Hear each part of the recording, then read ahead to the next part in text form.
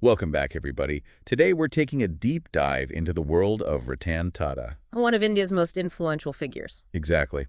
And we're using excerpts from Ratan Tata, a complete biography, as our guide. Should be a fascinating journey. It really should. I mean, most people know about the Tata Group, right? Their global presence, those cars, even their philanthropic work. We're going deeper than that. Yeah, beyond the headlines. Yeah. We want to uncover the values and the motivations that made Ratan Tata the man he is. And how he, in a way, shaped the trajectory of India itself. Couldn't have said it better myself. His life really mirrors the evolution of the Tata Group, which is practically intertwined with modern India's economic story. Absolutely. And to really understand that, we have to start at the beginning. The Tata dynasty. A legacy of nation building. And I think the Taj Mahal Hotel is a perfect example. It's not just a landmark in Mumbai. It's an embodiment of a vision. Way back in the late 19th century, Jamsetji Tata dreamt of this world-class hotel in Bombay. Talk about audacious. Right. And in 1903, that dream became a reality. It's incredible how one person's idea can have that kind of impact. It becomes a symbol of India's potential on the world stage. And it's not just the Taj. This dedication to pushing India forward was passed down through generations of the Tata family. The book talks about key figures: Dorabji, Suratan, Naval, and J.R.D. Tata, each leaving their unique mark. So it wasn't just about creating successful businesses, it was about elevating India. Exactly. Jamsetji didn't stop at steel and power, he championed education too. Dorabji was involved in the Olympic movement in India, and Lady Mirabai, his wife, fought for women's education. Then you have Naval, focused on labor relations, and of course J.R.D. Tata, who transformed Indian aviation. Wow, it's like each generation was handed a torch to push further, but with that same guiding light of progress. And alongside all of this, you have their deep commitment to philanthropy through the Tata Trusts. What really struck me is that their trusts hold the majority of Tata Sons shares. Wait, so most of the company's ownership is dedicated to doing good.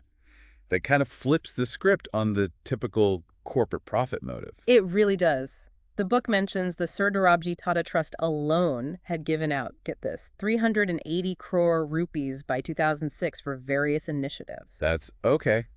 So we have this incredible backdrop of innovation, nation building, and philanthropy. And then enters Ratan Tata. What I find really interesting is his path into the family business.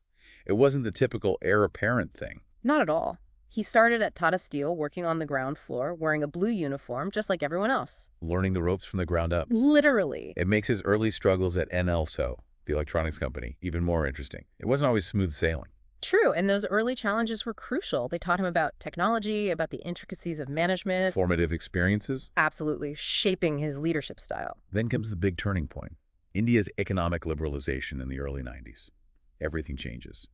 How did Ratan Tata handle this as chairman? It was a time of immense opportunity. The Tata Group could expand into new sectors. Businesses like TCS started bringing in serious revenue from overseas.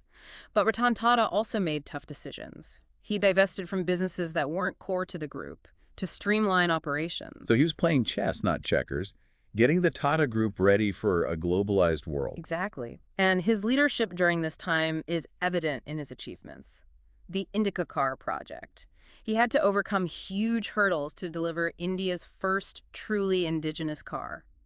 Then there's the acquisition of Corus Steel, a fierce bidding war that made Tata Steel the 6th largest in the world. And let's not forget acquiring Jaguar Land Rover. He took a big leap into the luxury car market. And those leaps paid off. These weren't just business moves. They showed Ratan Tata's ambition, his strategic thinking, and his commitment to guiding the Tata Group through massive change. But maybe the most ambitious example is the Nano project. The Nano, a car affordable to every Indian family, just 1 lakh rupees. Now that's ambition.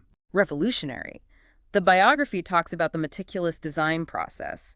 A small team, just 4 people initially, pushing boundaries. It even mentions how involved Ratan Tata was, down to the smallest details. He was invested not just as a businessman, but personally. Of course, they had huge engineering challenges. Right, hitting that price point while keeping it safe and high quality. And then there's Singur. A difficult chapter.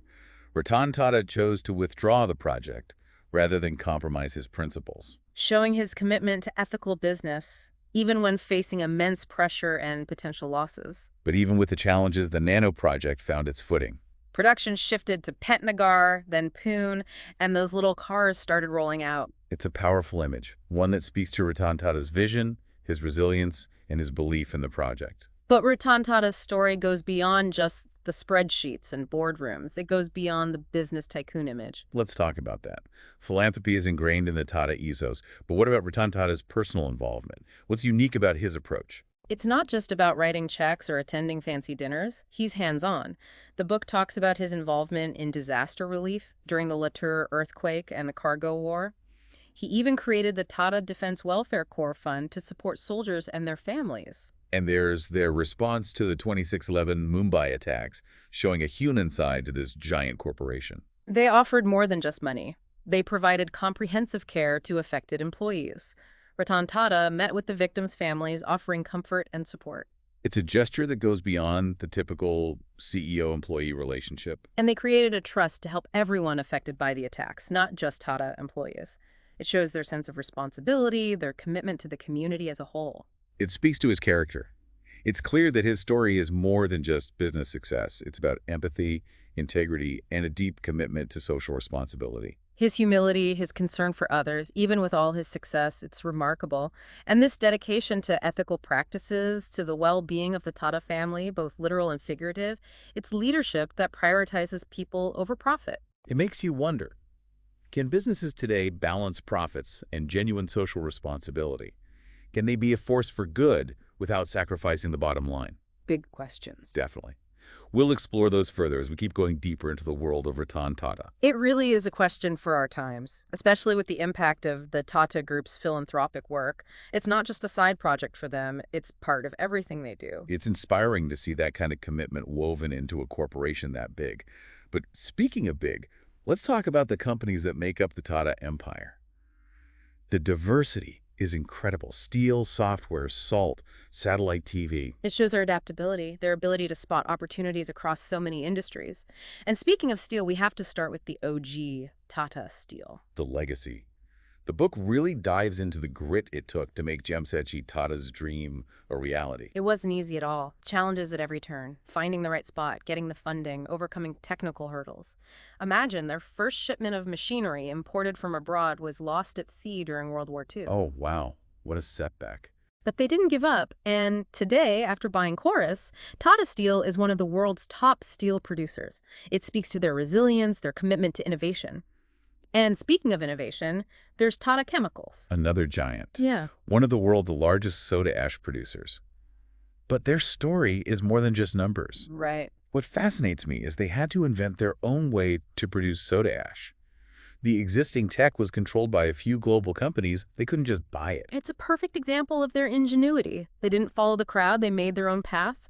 And they didn't stop at soda ash. They branched out into agricultural products, fertilizers, even started those Tata Kisan Kendras, giving agricultural support to farmers across India. So they're not just building industries, they're investing in communities, helping the whole nation develop. And we can't forget the company that put India on wheels, Tata Motors. Tata Motors, or Telco as it was first known, has come a long way since 1945, a global force in the auto industry now. Especially the Indica, a game changer, a symbol of national pride.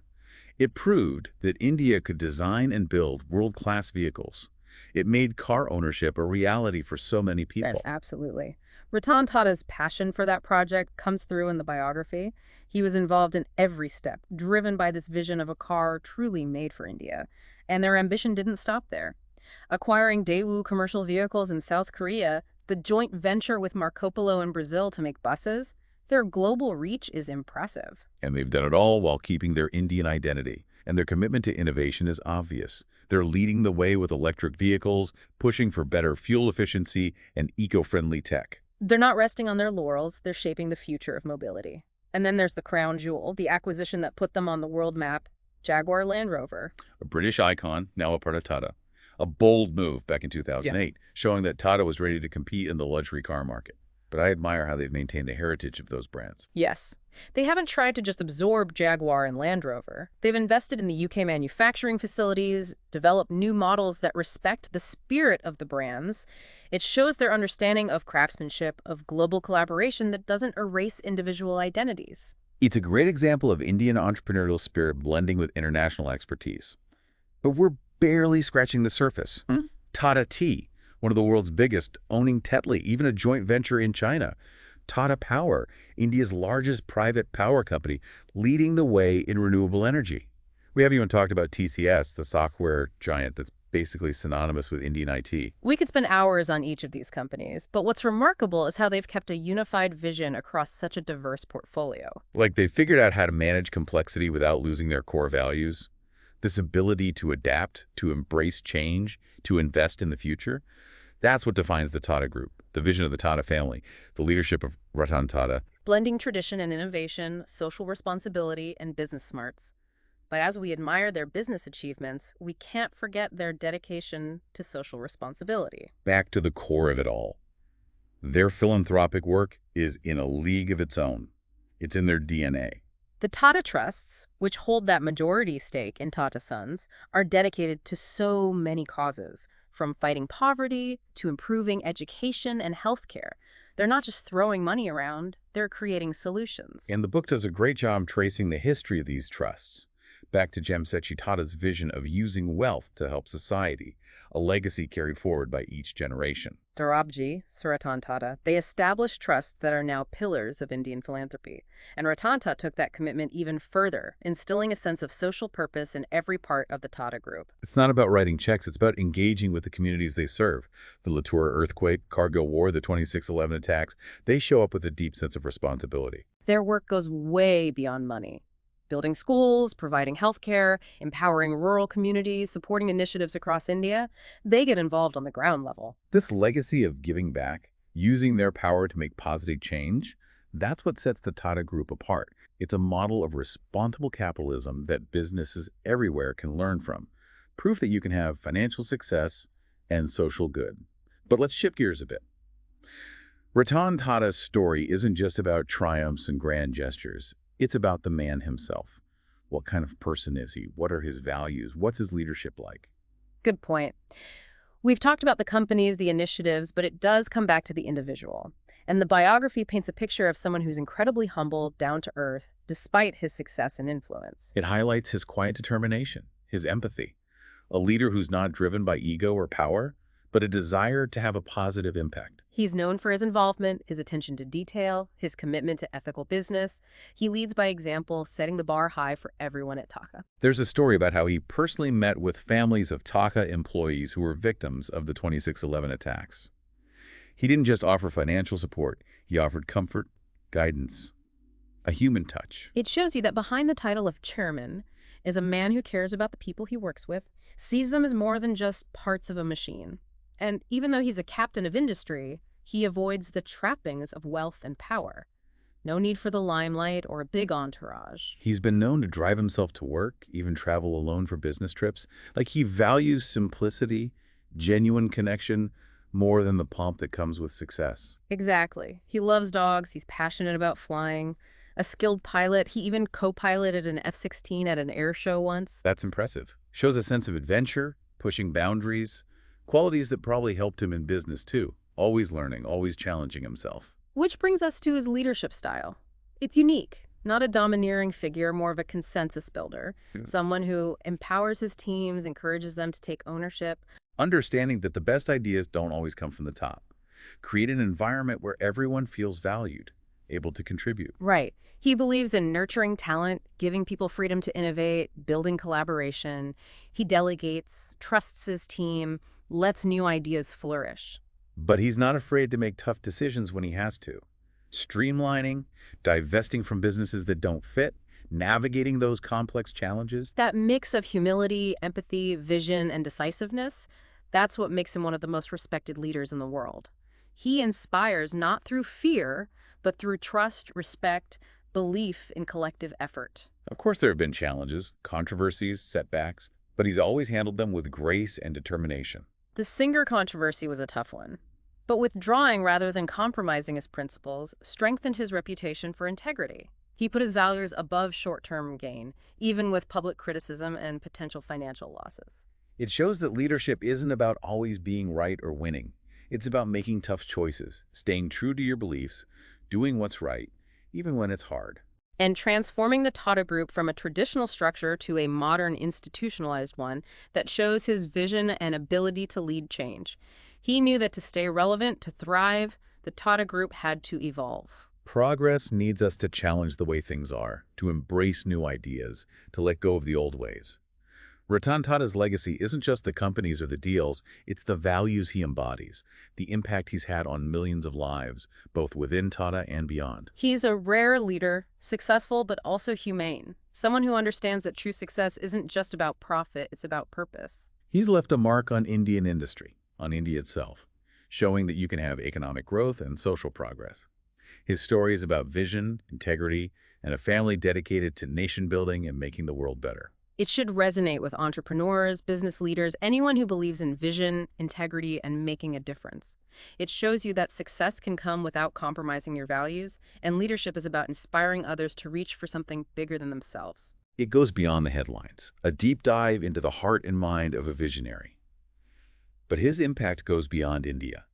His vision for Tata has always been global, and he's led them into new markets and partnerships around the world. Acquisitions in Europe and North America, joint ventures in Asia and Africa, they've become a truly multinational force, navigating a complex global market, but keeping their values and ethical practices. It's a credit to Ratan Tata's leadership, building a company that can compete globally while staying true to its roots. And speaking of staying true to their roots, let's go back to his generosity, his commitment to philanthropy. We could do a whole deep dive on that. We've mentioned Tata Trusts and their work, but let's look closer at Ratan Tata's personal involvement. It goes way beyond donations and galas. He's engaged in the work of the Tata Trusts, helping design and implement their programs. The book mentions how hands-on he is, visiting villages, interacting with the communities they help. He doesn't just observe from afar, he wants to see the impact firsthand, to understand the challenges, to make sure they're making a real difference. It's inspiring, that level of personal commitment. He doesn't just delegate, he embodies responsibility, and his generosity goes beyond the Tata Trusts. He's supported all kinds of causes, disaster relief, education, healthcare. There's that story about him anonymously donating a huge amount to a struggling hospital, saving it from shutting down. Quiet generosity, making a difference without needing the recognition. It shows a deep belief in giving back, in using what he has to improve other people's lives without expecting anything in return. And it's not just limited to India. He knows that global challenges need global action, global compassion. So Ratan Tata's story is one of amazing achievements in business and in social good, a story of innovation, leadership, perseverance, and a commitment to making the world better. It shows the power of vision, the importance of integrity, the legacy of a family dedicated to nation building and helping humanity. It's a story that makes you feel hopeful, inspired. It makes you think about how you can use your own talents and resources to make a difference. So why should you care about the story of Ratan Tata? To me, it shows that success doesn't have to come at the cost of others. You can build a great business and be a force for good in the world. It's about recognizing that we have a responsibility to use what we have, our resources, our influence, our skills, to create a better future for everyone. Ratan Tata's life and work challenge us to think beyond just profit, to consider how our actions affect others, and to try to leave the world better than we found it. It's a powerful message in a world that's often so focused on material success and personal gain. As we wrap up this deep dive into Ratan Tata's life and legacy, I want to leave you with a thought. The Tata Group is known for their long-term vision, their willingness to invest in the future. So, what do you think the future holds for them? How will they keep adapting and innovating in a world that's changing so fast? And how will they balance the pursuit of profit with their commitment to social responsibility? Those are questions that I'm sure Ratan Tata has thought about himself, and I'm sure he believes that the Tata Group, with their values and dedication to making a difference, will continue to thrive and help create a better future. It's a legacy worth keeping an eye on. It's a story that's far from over, and it's a story we can all learn from and be inspired by. Thanks for joining us on this deep dive into the world of Ratan Tata. It's really impressive how they manage that balance. Global growth, but staying true to their values. A global citizen and a proudly Indian company. It is a balancing act, but they've done it well, consistently. And Ratan Tata's leadership is a big part of that. He's always championed ethical business, social responsibility, and those values, they've spread throughout the entire organization. Which brings us back to his incredible generosity, his commitment to philanthropy. We've talked about the Tata Trusts, their impact, but I want to understand his personal approach to giving back. What sets him apart? It's more than just the amount, though that's obviously significant. Reading the biography, it's his level of involvement that's striking. Not just checks and galas, he's engaged in the work of the Tata Trusts, involved in designing and implementing their programs. The book talks about how hands-on he is, traveling to villages, talking to the people they're helping. He doesn't just sit back and watch. He wants to see the impact, understand the challenges, make sure they're truly making a difference. That personal touch makes all the difference. He doesn't just delegate, he embodies responsibility, and his generosity goes beyond the trusts. Disaster relief, education, healthcare. He's supported so many causes. There's that story, the anonymous donation to a struggling hospital, saving it from closure. Exactly. Quiet generosity, making a difference without needing the credit. It shows how much he believes in giving back, using what he has to help others without expecting anything in return. And his vision goes beyond India. He knows that global problems need global solutions, global compassion. A true global citizen. He gets it. We're all connected. So as we wrap up this look at Ratan Tata, his life and legacy, it's clear. A story of incredible achievements in business and in making the world a better place. Innovation, leadership, perseverance, and a deep commitment to positive impact. A story that reminds us that success doesn't have to come at the expense of others, that true leadership is about inspiring people to reach for something bigger. It's inspiring, hopeful. It challenges you to think about how you can use your own talents, your own resources to make a difference, even a small one. So, listener, what are your biggest takeaways from Ratan Tata's journey? What speaks to you most about his leadership, his approach to business, to philanthropy? What can we each do in our own lives to follow those values of integrity, compassion, and a commitment to a better future? Thanks for joining us on this deep dive into the world of Ratan Tata. We'll see you next time.